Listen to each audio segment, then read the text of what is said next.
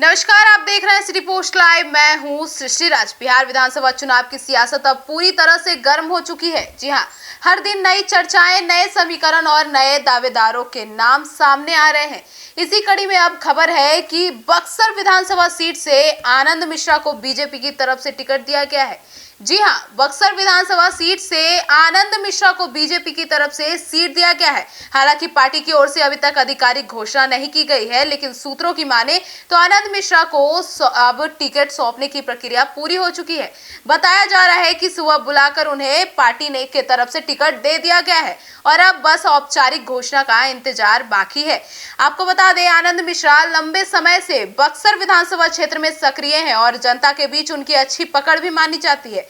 BJP के लिए यह सीट राजनीतिक दृष्टि से महत्वपूर्ण मानी जाती है और आनंद मिश्रा जैसे अनुभवशाली और क्षेत्रीय नेता के टिकट मिलने से पार्टी को इस क्षेत्र में मजबूत रणनीति बनाने का अवसर मिलेगा। सूत्रों का कहना है कि पार्टी ने उम्मीदवार चयन में स्थानीय जनाधार और अनुभव के ध्यान में रखते हुए निर्णय लिया है।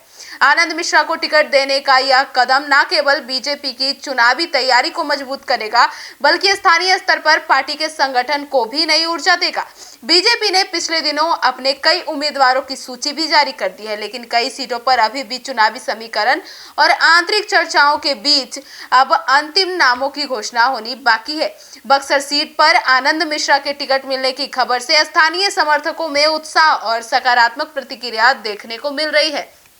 अब इससे तो साफ है कि बीजेपी इस बार न सिर्फ मजबूत उम्मीदवारों पर ध्यान दे रही है, बल्कि स्थानीय जनाधार और क्षेत्रीय समीकरणों को भी प्रमुखता दे रही है। आनंद मिश्रा को टिकट मिलने के बाद अब इस क्षेत्र में बीजेपी और प्रतिद्वंदित दलों के बीच मुकाबला और रोचक होने वाला है।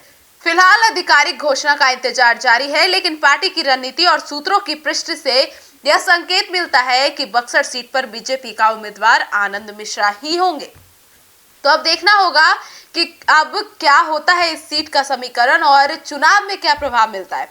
तो फिलहाल इस खबर में इतना ही। आगे की खबरों के लिए जुड़े रहिए हमारे साथ। धन्यवाद।